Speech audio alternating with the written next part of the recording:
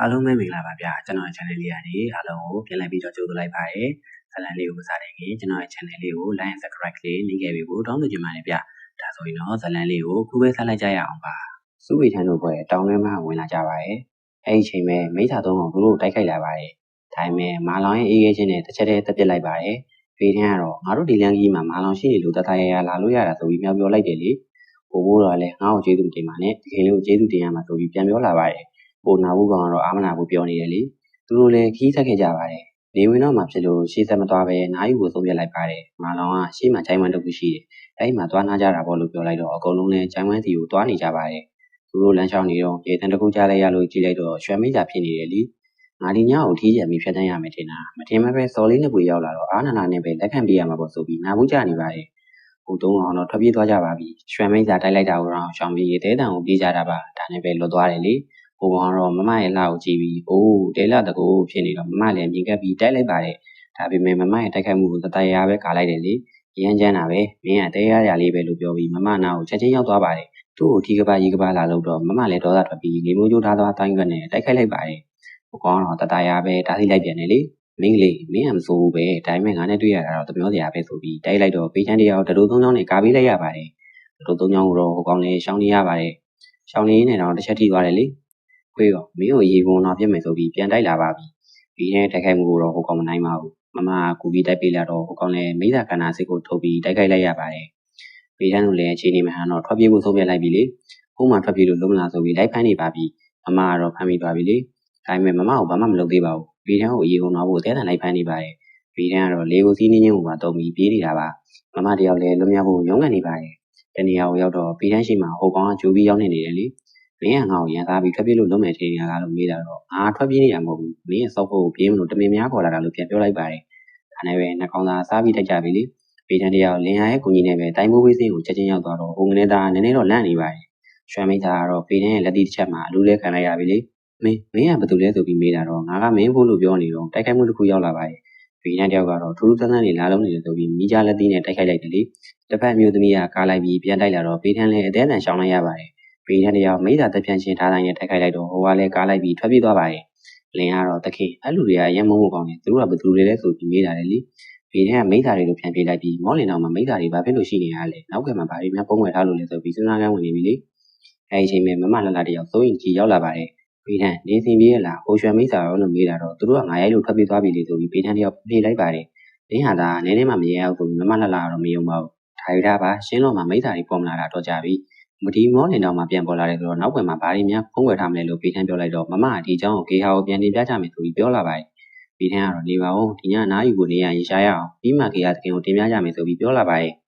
်သူတို့နားယူတဲ့နေရာကိုရောက်တော့ပေးထန်းကမမအတွက်ငားခင်ပေးနေတယ်လေမမကလည်းကေဟာတခင်ကိုဖြစ်ကြောင်းကိုတင်ပြနေပါတယ်ကေဟာတခင်ကငါတို့ချက်ချင်းပြန်လာခိုင်းနေတယ်လို့မမပြောလာတော့ပေးထန်းကငါတို့ရှမ်းရွက်တတိခိုးပြီးမှပြန်မယ်အကြောင်းအရင်ပြန်နေဆိုပြီးပြန်ပြောလိုက်တယ်လေငါကြောက်ရမှာလေလားလင်းရဲ့စွမ်းကနဲလုံးလို့တိမ်မှန်လို့ပြောနေတာလို့မမကလှလှပြောလိုက်တော့ပေးရန်လေငါတို့နှစ်ယောက်လုံးပြန်ဖို့စီစဉ်မှမရှိတာဒီညဒီမှနာပြီးမနေ့ကျရင်တတိခိုးပြီးပြန်ကြမယ်လို့ပြောလိုက်ပါတယ်မမကိုခင်မိသားငယ်ခင်ပေးလိုက်တော့မမတယောက်ကိုက်လိုက်တာအပူလောင်သွားပြီလေပေးထန်းရည်နေတာတွေ့တော့ရှက်ရှက်နဲ့ပဲငါရဲခွင့်မပြုကြိုးပြောထားမယ်ပေးထန်းအိမ်မဟုတ်တာတကူကူလုံးရင်နေပေးရမယ်လို့ဆိုပြီးကျိန်းနေပါရဲ့ပေးထန်းကတော့ကောင်းပါပြီမမလေးရဲ့ဆိုပြီးပဲတိတ်နေလိုက်ရတယ်လေ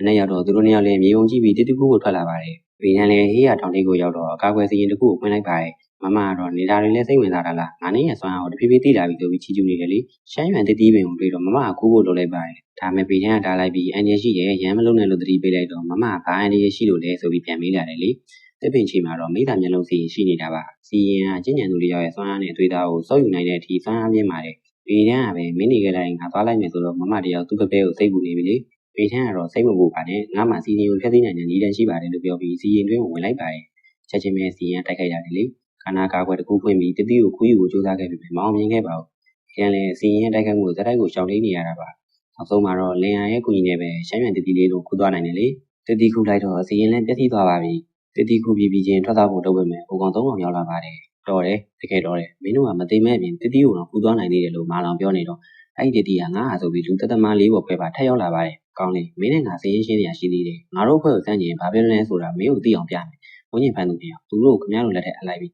းဖြစ်နိုင်ရင်ကောင်မလေးကိုမထိခိုက်နေတယ်ဆိုပြီးနာဘူးကကြာနေပါသေးတယ်။ဘိုးဘိုးကလည်းဒီကနေ့ဖြစ်နေတာတော့သိကြပါဒီလောက်လာတဲ့မိန်းကလေးကိုထိခိုက်အောင်မလုပ်ရပါဘူးဆိုပြီးတနာယူနေသေးတယ်လေ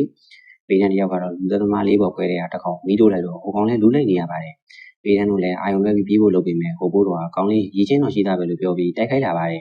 မတက်တာတဲ့ဆုံးတော့ပေတန်းနဲ့မမလည်းပြန်တိုက်လိုက်ပြီလေဟိုဘိုးတော်ကတော့တနာယူဖို့ပဲတက်တယ်ထင်ပါတယ်ပေတန်းရဲ့တိုင်းကွက်တွေကိုမကနိုင်ပဲစတိုက်ကိုထိုးခံနေရတာပါတစ်ပတ်မှလည်းမမလလရဲ့တိုင်းကွက်တွေအောက်မှာဟိုကနေသားကတော့အသေးအံခုခံနေရတယ်လေဟိုဘိုးတော်ကတိုင်းကွက်နဲ့ပဲတိုက်ပေတန်းကတော့တတရာပဲဖြည့်ဆည်းနေတာပါအဲ့ဒီချိန်ကျမှပဲဟိုစုပ်ကျန်းနေပွဲလေဟိုလက်ရှိချိန်နေတာငါတို့ကသူတို့နှစ်ယောက်ကိုမရှင်းနိုင်ဘူးဆိုပြီးဖျက်ပြစ်ကြပြန်ပြီလေအမြဲတမ်းထွက်ပြေးနေတော့တာပါသူတို့ထင်တာပေတန်းတို့နှစ်ယောက်ကိုရွှေမိတာရဲ့လက်ထက်ကနေကံကောင်းလို့လွတ်မြောက်လာတယ်လို့ထင်နေတာပါဟိုဘိုးတော်ကတော့ပေတန်းရဲ့လက်တီးချက်တွေအောက်မှာတဲရီလုံးလုံးဖြစ်နေကြပါပြီပေတန်းရဲ့လက်တီးချက်နဲ့ဘိုးတော်တယောက်လဲကျသွားတော့သူ့လူနှစ်ယောက်ကခေါင်းပေါ်နေပြီးထွက်ပြေးတယ်လေဘိုးတော်လည်းတင်းပြီးသူ့ရဲ့တတိယမျက်လုံးရဲ့ဆွမ်းအားကိုပြစ်လွတ်လိုက်တော့ပေတန်းလဲကာလိုက်ပြီးပြေးကန်လိုက်တော့ဘိုးတော်တယောက်လွတ်ထွက်သွားရပြန်ပါပြီကျန်တဲ့ကောင်ကလည်းမမရဲ့လက်ချက်နဲ့ပဲလွင့်လာပြီးသွေးပါအန်လိုက်ရပြီလေရုပ်ရည်မိဘမျက်လုံးစီကြီးပြန်ပေါ်လာတော့ပေတန်းလည်းထူးဆန်းတာတကူဖြစ်နေတယ်ဆိုပြီးမမလက်ကိုဆွဲပြီးထွက်သွားလိုက်ပါတယ်ဒါပေမဲ့လည်းမဲအောင်မိဖို့ကြီးသူတို့ပပက်လက်မှာဝိုင်းလာပြီးမင်းတို့ဘယ်သွားကြမလို့လဲဆိုတဲ့တန်းနဲ့တူရွှမ်းမိတာသုံးအောင်ထွက်လာပါတယ်အဲ့ဒီထဲကမှပေတန်းတို့ငားခဲ့တဲ့တဲခုခံပိုင်ရှင်ဖိုးကြီးကိုပါတွေ့လိုက်တော့ပေတန်းတယောက်အောင်းနေပြီလေဖိုးကြီးနာမည်ကဟေးလောင်ပါဟေးလောင်ကမင်းတို့ကစီယိုဖိနေနိုင်အောင်မကပဲတတိယကိုတော့ရအောင်ပို့လာနိုင်တယ်တကယ်ကိုအမခမ်းပါပဲဆိုပြီးပြောလာပါတယ်ဟေးလောင်ဘိုးစကားတွေပြောနေနဲ့သူတို့ကိုတက်ပြီးအတွေးသားတွေစိတ်ဥကြမယ်လို့ပြောတော့ဖိုးကြီးလည်းတိုက်ဖို့လုပ်လိုက်ပါတယ်ပေတန်းတို့ကတော့မတိုက်ခိုက်ပဲလုံးဝပြေးကြမယ်ဆိုပြီးပြေးတယ်လေဒါပေမဲ့ပေတန်းတို့ကဟို၃ယောက်လို့ပြေးမတော်တော့မလွတ်လိုက်ပါဘူးမတက်တာတဲ့ဆုံးတော့ပေတန်းတို့လည်းပြန်ပြီးတိုက်ခိုက်လိုက်ပါတယ်ပေတန်းတယောက်ကတော့တိုက်သမျှကိုကိုင်းနေပြန်ပြီးတိုက်ခိုက်နေပါတယ်မမလည်းဇက်တိုက်ကိုတိုက်ခိုက်နေရတယ်လေမိသားသုံးအောင်ရင်တိုက်ခိုက်မှုတွေလည်းအသေးအံရှောင်ရှားနေရပါတယ်၃ယောက်2ယောက်နေတာဖြစ်လို့မမလလကတော့တန်ရရသွားပါတယ်ပေတန်းလည်းမမကိုကူညီဖို့လုပ်လိုက်ပြီးမြဲတိုက်ခိုက်မှုတွေဇက်တိုက်ကိုရောက်လာနေရပါဟိုသုံးကောင်ကလည်းသုံးသက်တိုက်ပွဲဆိုပြီးဓာတ်စီရင်တစ်ခုပွင့်ပြီးတိုက်လာပါတယ်ပေတန်းကလည်းပောက်ခွဲခြင်းကြလက်သည့်အေးခဲမွေတိုင်းကွက်နှစ်ခုနဲ့ကာကွယ်လိုက်နိုင်တယ်လေမမလလရဲ့တန်ရာပြင်းထန်တဲ့အတွက်လဲကြမလို့ဖြစ်တော့ပေတန်းကပဲအပြေးကလေးသွားပြီးခြိလိုက်ရင်ထွက်ပြေးကြပါတယ်ပြေးနေနေပဲမိသားသုံးကောင်တိုက်ခိုက်မှုတွေဇက်တိုက်သူတို့ခုခံနေတာပါကောင်းလေးမင်းမရေးချင်းရှိနေတော့ဒီနေ့တော့ငါတို့လက်ထက်မလုပ်ဘူးဆိုပြီးမိသားသုံးကောင်လည်းတဲတံကိုလိုက်ဖမ်းနေတယ်လေရှာချင်းကသူ့ကိုထားခဲ့ဖို့ပြောလာတော့စိတ်မပူနဲ့အမေကိုဒီနေရာကနေမရရအောင်ခေါ်ထုတ်မယ်ဆိုပြီးခတီးပေးလိုက်ပါတယ်နောက်ဆုံးမှာတော့ရှမ်းမိသားရဲ့တိုက်ခိုက်မှုကိုကာကွယ်လိုက်တာပောက်ကွဲမှုဖြစ်ပြီးပုံဝင်တကူလုံးလည်းဝေဝါးသွားပါတယ်ပေတန်းလည်းအစီရင်တကူကိုချလိုက်ပြီးမိသားသုံးကောင်ကိုအစီရင်နဲ့ချိန်ဆွဲထားနိုင်လိုက်တယ်လေဒါကိုခိုင်းကောင်းယူပြီးပေတန်းတို့နှစ်ယောက်ကတော့လုံးအောင်ပြေးနိုင်လိုက်ပါတယ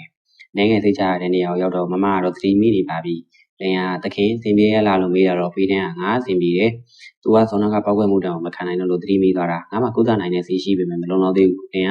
မင်းကောင်စင်ပြေတွေတွားခိုးပေးလို့ရမလားလို့ပေတန်းပြောလိုက်တော့လင်ကလည်းတွားခိုးပေးမယ်ဆိုပြီးထွက်သွားပြီလေပေတန်းလည်းရှားချင်းရဲ့တဲ့အောင်ဒေတာစစ်သေးကြည့်လိုက်တော့အယိုးသုံးချောင်းကျိုးနေတယ်လို့သွေးကြောပါထိခိုက်နေပြီးအတွင်းငါတွေလည်းနေရာလွဲနေကြောင်းသိလိုက်ရပါတယ်ဒါနဲ့ပဲအယိုးတွေကိုအရင်သက်ပြီးဖို့ဆုံးဖြတ်လိုက်ပြီးစွမ်းအားနဲ့ကုသပေးလိုက်တော့ဖူချင်းရဲ့ပကုံးမှာပုံသေးမသားပေါ်လာတယ်လေပုံသေးမသားဆိုတာဖိနှင်းသွေးကြောရှိတဲ့သူတွေမှာသာပေါ်လာတတ်တာပါဒီဖိနှင်းသွေးကြောကလည်းရှားပါသွေးကြောတစ်မျိုးဖြစ်ပါတယ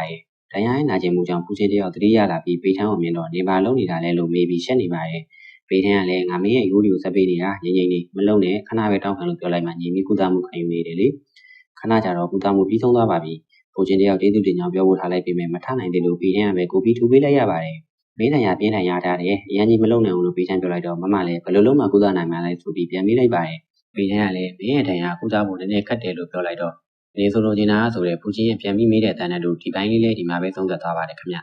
တစ်တီကိုနေ့တိုင်းတင်ဆက်ပေးသွားမှာဖြစ်လို့ကျွန်တော်ရဲ့ channel လေးကို like and subscribe လေးနှိပ်ခဲ့ပေးဖို့တောင်းဆိုချင်ပါတယ်ဗျကျွန်တော်မဟုတ်ပါအားလုံးကျေးဇူးတင်ပါတယ်ဗျ